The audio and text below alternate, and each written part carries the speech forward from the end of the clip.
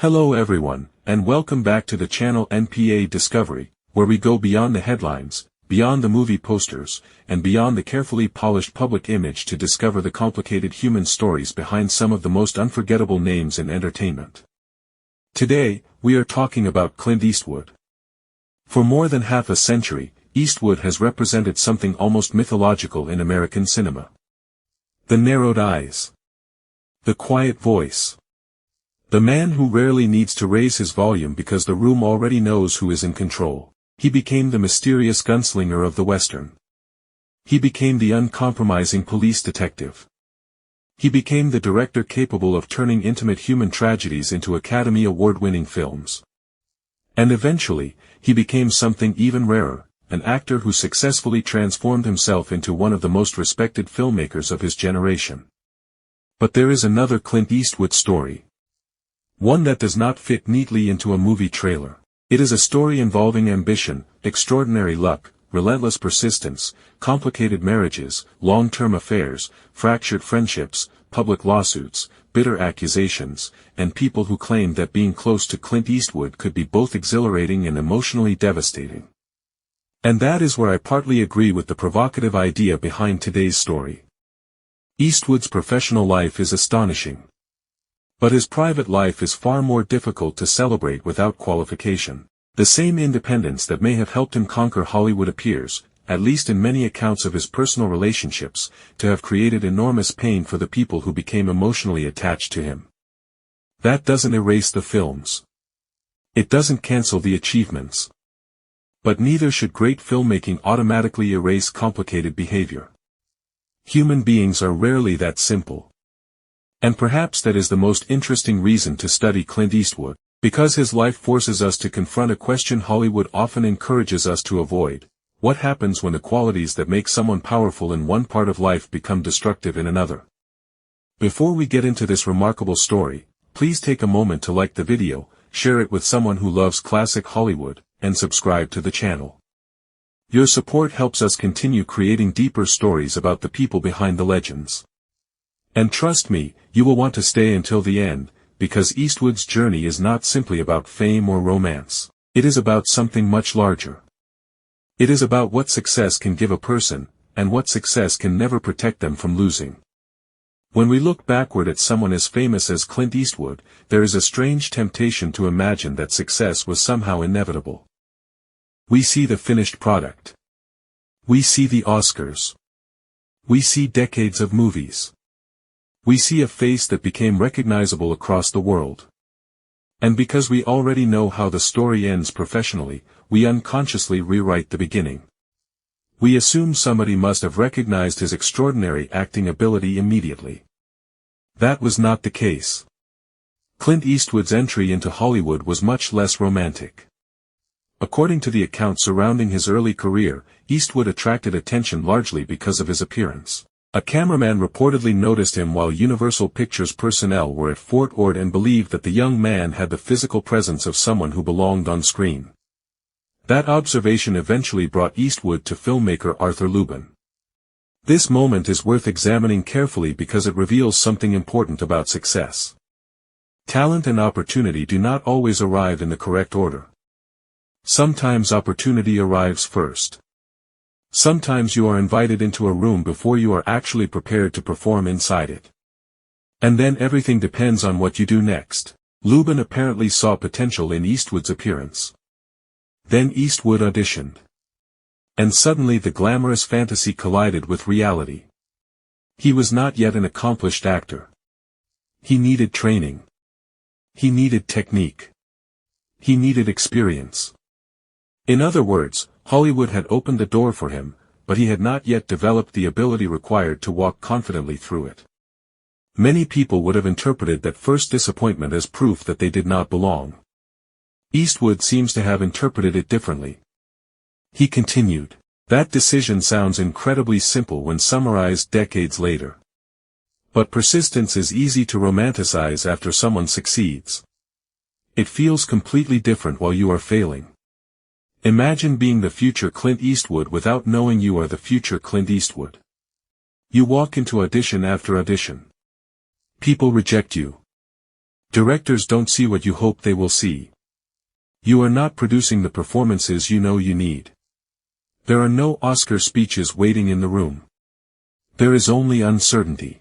And this may be one of the most useful lessons in Eastwood's entire professional story.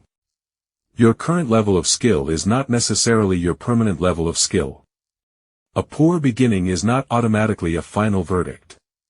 Eastwood reportedly understood that acting was something he needed to improve, so he worked at it. That distinction matters. Confidence without improvement becomes delusion. Persistence combined with improvement becomes development. The world loves stories about natural talent because they are dramatic. But many extraordinary careers are built through something much less cinematic: repetition. Failure. Adjustment. Another attempt. Another rejection. Another small improvement. And then one opportunity finally meets the person you have gradually become. That was Eastwood's path. He was not instantly Clint Eastwood. He had to construct Clint Eastwood. One of the most dangerous mistakes we make with celebrities is assuming that repeated screen behavior reveals private morality. It doesn't. An actor who repeatedly plays honorable men is not automatically honorable. An actor who plays villains is not automatically cruel. Cinema creates emotional associations so powerful that our brains sometimes confuse the performer with the role. Clint Eastwood's characters frequently embody self-control. But accounts of his romantic life describe considerably more instability. Eastwood married Maggie Johnson in the early 1950s. Their relationship would continue, in various forms and through periods of separation, for many years. But the source account describes repeated infidelity during that marriage. One especially significant relationship involved Roxanne Tunis, a stunt performer associated with Rawhide. Their relationship reportedly continued for years. In 1964, Tunis gave birth to Eastwood's daughter Kimber. This is the point where we should resist the easiest type of storytelling. It would be simple to reduce everyone involved to recognizable characters. The famous unfaithful husband. The suffering wife. The secret lover. But real relationships usually contain far more complicated emotional landscapes. People remain in difficult relationships for reasons outsiders cannot fully see. History. Children. Financial dependence. Hope. Habit. Love. Fear. Public reputation. Private agreements. And sometimes simply the belief that tomorrow will be different. Maggie Johnson remained connected to Eastwood despite circumstances that many people would consider impossible to tolerate. After periods of separation, they tried to rebuild their marriage. They eventually had children together, including Kyle and Allison. This is a reminder that human relationships are rarely linear. People can be hurt and still hope. People can leave and return. They can simultaneously understand someone's weaknesses and remain emotionally connected to them. The mistake outsiders make is assuming that because a person stays, the pain must not be significant. Often the opposite is true. People stay precisely because something is significant enough to fight for. But there is another uncomfortable truth. Repeated forgiveness can unintentionally teach someone that consequences are temporary. If every boundary eventually bends, boundaries gradually stop functioning. Eventually, the rescue becomes part of the system. Imagine a friend who continually breaks promises but knows forgiveness is automatic. The apology loses meaning because behavior never changes. Forgiveness without accountability can become permission. And fame adds another layer. The more successful Eastwood became, the more freedom he possessed. Money gives people choices. Status gives people access. Power reduces the number of individuals willing to say no. Those things can magnify character. They don't automatically make a person worse, but they make it easier for someone to avoid limitations ordinary life would otherwise impose. That may help explain why Eastwood's romantic history became so complicated. His career was teaching him that he could reinvent himself repeatedly. His private life may have been reinforcing another message: that he could keep moving forward without necessarily closing the chapter behind him. Eventually, that pattern would collide with Sondra Locke. And unlike many previous relationships, this one would not end quietly. Sondra Locke was not simply another anonymous figure orbiting a movie star. She was an accomplished actress in her own right. She had earned recognition before becoming publicly associated with Eastwood. She also possessed professional ambitions extending beyond acting. Eventually, she wanted to direct. That distinction becomes important because the relationship between Locke and Eastwood was never only personal. Their lives became professionally intertwined. And when love, career, and power become interconnected, separation becomes exponentially more difficult. According to Locke's later account, the relationship became intense. She believed she had discovered a side of Eastwood that previous women had not experienced in exactly the same way. Whether Eastwood interpreted those years identically is impossible for outsiders to know. But Locke clearly believed the relationship was profound. That is one reason their eventual conflict became so emotionally explosive. The deeper the expectation, the more devastating betrayal can feel. If someone you barely trust disappoints you, you become irritated. If someone around whom you have built your emotional future disappoints you, the meaning is completely different. Locke began living with Eastwood while his marriage to Maggie Johnson had not yet formally ended. Already, the emotional geometry was complicated. Eastwood, Johnson, Locke. And another unusual element, Locke herself was legally married. Her husband, Gordon Anderson, was her longtime friend.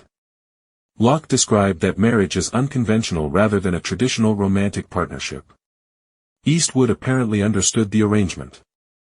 To outsiders, the entire situation can seem almost impossible to diagram. It can mean emotional priority. It can mean legal marriage. It can mean shared property. It can mean professional loyalty. Two people can say, "We are committed," while imagining completely different futures. The relationship between Eastwood and Locke appears to have contained exactly this kind of tension.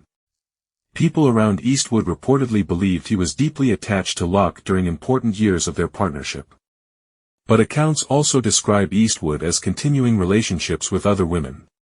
Here we encounter one of the central contradictions of his personal story. Can someone genuinely love another person while repeatedly behaving in ways that person experiences as betrayal? The uncomfortable answer is yes. People are capable of sincere emotion and selfish behavior simultaneously. Love is a feeling. Loyalty is a behavior. The presence of one does not guarantee the other. That distinction explains many relationships people otherwise find impossible to understand. He said he loved me, so how could he do that? Because saying and feeling are not the same thing as choosing and behaving.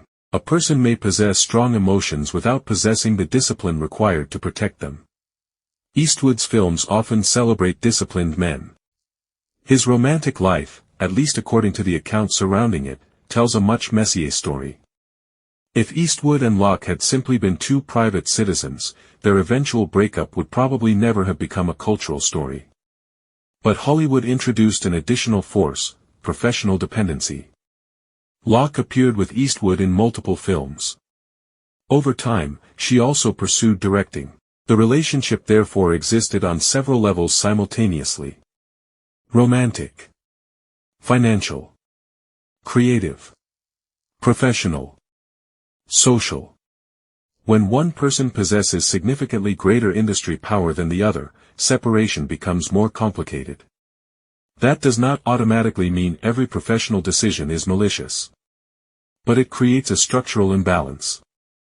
Imagine working for your romantic partner. Now imagine your partner is not simply your employer but one of the most powerful people in your industry. If the relationship collapses, you are not only asking, "Do I still have a home?" You may also be asking, "Do I still have a career?" That is why power dynamics matter. And this issue extends well beyond Hollywood. We see similar problems in family businesses. A married couple builds a company. One partner controls the money. The other controls client relationships. Then the marriage fails. Suddenly every emotional disagreement becomes a business negotiation. Who owns what? Who gets which accounts? Who retains access? Who has the stronger lawyer? Who controls the reputation? Emotions that might ordinarily fade become embedded in contracts. This appears to have happened in dramatic fashion after Eastwood and Locke separated. Before reaching that confrontation, however, there were already signs that the relationship's foundations were becoming unstable. Locke reportedly resisted the possibility of marrying Eastwood legally despite their long partnership. From one perspective, that may look contradictory. She was living with him. She considered the relationship serious. Why resist marriage? Her reasoning, according to the source narrative, appears to have involved uncertainty about Eastwood's capacity for lasting fidelity. And this is psychologically revealing. A marriage license does not create trust. It formalizes a relationship that ideally already contains trust. If trust is absent, the document can become an expensive piece of paper covering an unresolved problem. Many people make the mistake of escalating commitment in order to repair insecurity. They move in together because the relationship feels unstable. They have a child because they are emotionally drifting. They marry because one partner fears the other may leave. But commitment is not medication for mistrust. If anything, greater commitment magnifies whatever is already present. Healthy foundations become stronger. Cracks become more dangerous. Locke appears to have understood at least part of this risk. The relationship continued. But eventually, the emotional structure could no longer support itself. By 1989, the partnership ended. And the separation became one of the most bitter chapters associated with Eastwood's private life. Breakups often contain one moment people remember forever. A sentence. A photograph. A discovery. A door closing. For Sondra Locke, one of those moments reportedly involved returning home and discovering that Eastwood had changed the locks. Her belongings had been removed and placed into storage. Imagine the symbolism. For years, you believe a house is part of your shared life. Then suddenly the physical lock itself communicates, you no longer belong here. Whatever legal or property arguments existed behind the scenes, the emotional message would have been unmistakable. The private breakup now became conflict. Locke filed a palimony lawsuit. Because the two had not married, the dispute did not follow the ordinary structure of divorce. Questions emerged regarding financial support, property, and what obligations, if any, existed after such a long unmarried partnership. Eastwood reportedly characterized the nature of their domestic relationship differently from Locke.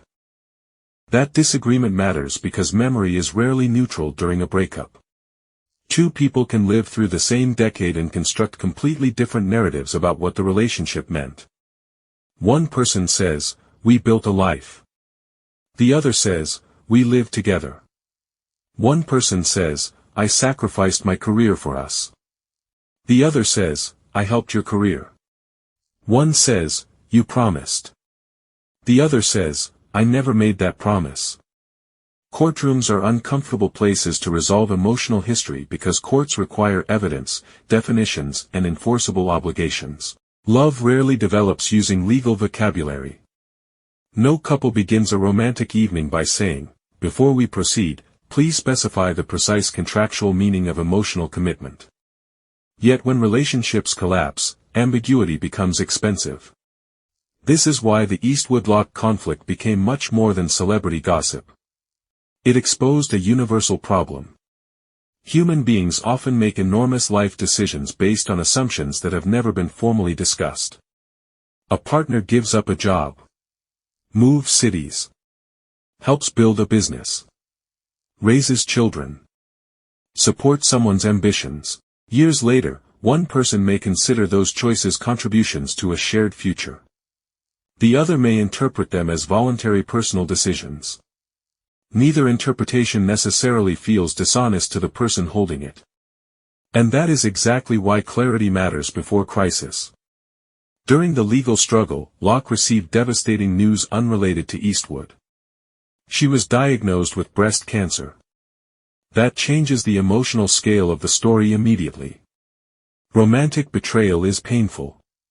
Career uncertainty is frightening. Legal conflict is exhausting. A serious health crisis makes every other battle feel simultaneously more urgent and more meaningless.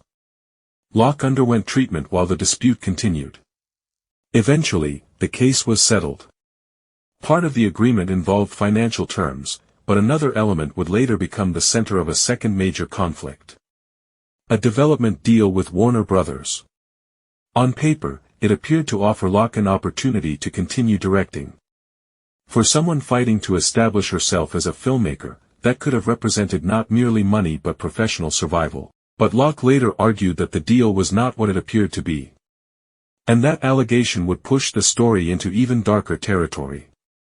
This brings us to one of the most important ideas in today's story. Success in one domain does not certify wisdom in another. A brilliant surgeon can be a terrible investor. A millionaire can be emotionally immature. A celebrated professor can have disastrous relationships. A gifted athlete can make foolish business decisions. Human intelligence is specialized. So is discipline. We frequently grant successful people authority far beyond the field in which they earned it. If an actor becomes famous, we ask for political philosophy. If an entrepreneur becomes rich, we ask for relationship advice. If an athlete wins championships, companies ask them to explain personal finance. Celebrity creates an illusion of universal competence. Eastwood's career demonstrates both the power and danger of that illusion. Professionally, there is much to study. His persistence after rejection. His understanding of persona. His willingness to take an unconventional European Western. His evolution into directing. His longevity. His ability to keep creating. Those are valuable lessons. But they do not require us to imitate every aspect of his private behavior. We can learn selectively. That is how mature admiration works. Heroes are useful when we stop asking them to be perfect. Instead of saying, "I want to be Clint Eastwood," ask, "What specific quality can I learn from Clint Eastwood?" Persistence. Excellent. Creative courage. Useful. Professional longevity. Study it. Relationship behavior described in the more controversial accounts. Perhaps that provides a different kind of lesson. Not every life lesson is a blueprint. Some are warnings. Consider the difference between inspiration and idolization. Inspiration says, something about this person proves what may be possible. Idolization says, because this person achieved something extraordinary, their behavior must be justified. That second form is dangerous. The world does not need perfect heroes. Perfect heroes don't exist. What we need are honest biographies. Stories where accomplishment and failure can occupy the same paragraph. Stories where we are not forced to choose between worship and condemnation. A human being can create beautiful art and hurt people. A person can demonstrate enormous courage in business and enormous cowardice in relationships. Someone can become wiser with age while remaining responsible for earlier choices. This complexity is not a weakness in storytelling. It is the entire point. Because if we can only learn from perfect people, we will have nobody to learn from. And so we return to Clint Eastwood. The young man who was noticed before he was ready. The actor who was told he needed improvement. The television cowboy who refused to remain trapped inside one role. The American star who traveled to Europe and returned as an international icon. The man who stared across Sergio Leone's landscapes and created one of cinema's most unforgettable images. The actor who became a director. The director who became an institution. The filmmaker whose career survived decade after decade while almost everything around Hollywood changed. That story deserves admiration. But beside it exists another story. A story of people who loved him. People who left. People he left. Relationships that overlapped. Friendships that fractured. Accusations that became lawsuits. Sondra Locke fighting cancer while also fighting for what she believed had been promised to her. Partners discovering that loving an icon does not protect you from ordinary heartbreak. That story deserves to be remembered too. Because greatness becomes dangerous when we allow it to erase consequence. And failure becomes destructive when we allow it to erase greatness. The truth lives somewhere harder. Clint Eastwood's life demonstrates that you can be extraordinary without being uncomplicated. You can master one part of yourself while struggling with another. You can become disciplined enough to direct an entire film crew and still leave emotional disorder behind you. You can build a legacy that millions admire while people closest to you remember chapters the public never saw. And maybe that is the question his story ultimately leaves with us. Not, was Clint Eastwood a hero? Not, was Clint Eastwood a villain? But, what do we want our own contradictions to become? Because every one of us has them. You may be generous but impatient. Ambitious but emotionally distant. Loving but afraid. Confident publicly and insecure privately. Disciplined at work and chaotic at home. The objective is not perfection. The objective is awareness. Because what we refuse to examine, we repeat. And what we repeat eventually becomes our character. Imagine reaching the end of your life with every trophy you wanted. The house. The money. The career. The recognition. The proof that everyone who doubted you was wrong. Now imagine turning around and discovering that while you were collecting victories, you lost people you assumed would always remain. What would those victories feel like then? This is not an argument against ambition. Ambition is powerful. Build something. Become excellent. Risk failure. Chase the impossible goal. Create the film. Start the company. Write the book. Learn the skill. Go further than anyone expects. But while you build the future, do not accidentally destroy the people with whom you hope to share it. Do not confuse being admired with being loved. Do not confuse being feared with being respected. Do not confuse independence with emotional isolation. Do not confuse winning with being right. And never assume that because the world forgives a successful person, the people closest to them are required to do the same. Clint Eastwood's greatest professional lesson may be persistence. His complicated personal history offers another lesson just as important: success does not exempt anyone from being human. Eventually, everyone faces the same fundamental questions. Whom did you love? How did you treat them? What did you build? What did it cost? When you were wrong, could you admit it? When you became powerful, did you remain capable of humility? When life gave you another chance, did you actually become different? Those are questions no camera can answer for us. No award can answer them. No bank account can answer them. We answer them through behavior. Day after day. Choice after choice. Until one day, the choices become the story people tell about us. Clint Eastwood spent decades creating unforgettable characters. But every one of us is doing something similar. We are creating a character too. Our own. And unlike a movie, there is no second take for yesterday. But there is something even more valuable. There is another decision today. You can call someone. You can apologize. You can set a boundary. You can leave a destructive situation. You can become more disciplined. You can stop repeating a pattern. You can forgive without surrendering your dignity. You can pursue success without sacrificing your humanity. You can decide that the person you were yesterday does not have absolute authority over the person you become tomorrow. That is the empowering part of every complicated life story. We cannot rewrite the past. But while we are alive, the ending remains unfinished. And perhaps that is the greatest lesson hidden behind Clint Eastwood's extraordinary, controversial and endlessly fascinating journey. A legend is not created by one performance. A life is not defined by one mistake. And character is not what we claim to be. Character is what we repeatedly choose when nobody is directing the scene for us. So chase greatness. But define greatness carefully. Let it include ambition. Let it include courage. Let it include excellence.